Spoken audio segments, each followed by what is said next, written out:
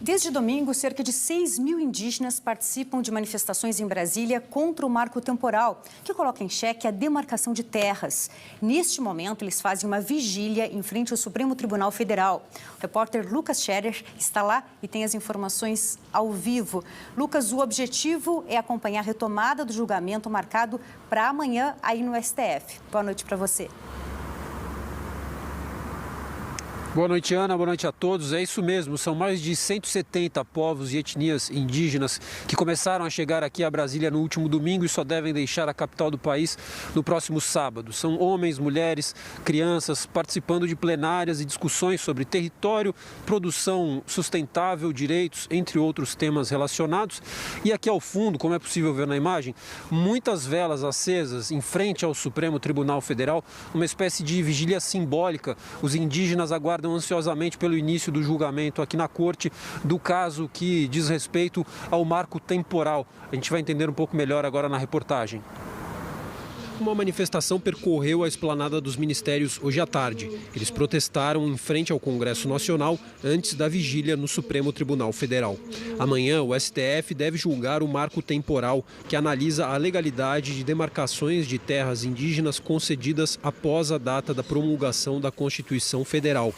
Proprietários rurais defendem que os povos originários só teriam direito à terra se provarem que a ocupavam em 5 de outubro de 1988.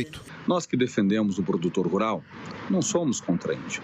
Todos somos brasileiros, todos temos os mesmos direitos. Nós gostaríamos muito de ver o Supremo, sim, definindo em definitivo quais são as condicionantes e se tiver que demarcar alguma terra que é hoje de produtor rural, tudo bem, nós concordamos, mas que o produtor rural seja ressarcido por aquilo que ele investiu e pela terra que ele pagou. O argumento do marco temporal é questionado por lideranças indígenas. Para eles, é preciso considerar o histórico dos povos e o direito a recuperar áreas das quais foram expulsos antes da promulgação da Constituição. A realidade dos povos indígenas Brasil afora é diversa. Então, existem muitos povos indígenas que não estavam em seus territórios nessa data por diversos outros fatores. Então, por isso que a gente acha um critério cruel, ilegal, inconstitucional e precisa ser combatido, porque os direitos indígenas são originários conforme traz a Constituição. Em 2009, o STF reconheceu possível a aplicação do marco temporal. O critério surgiu durante o julgamento da demarcação da terra indígena Raposa Serra do Sol,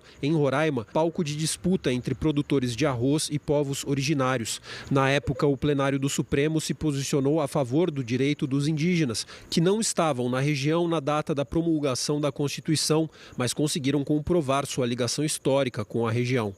A decisão de agora diz respeito a uma área do povo Xocleng, em Santa Catarina, e desta vez a sentença do Supremo servirá de regra para todos os processos semelhantes no judiciário brasileiro. Ela pede a devolução que foi roubado do povo indígena em 1952, que o Estado de Santa Catarina vendeu para os colonos, junto com o SPI, que era o Serviço de Proteção ao Índio, no passado.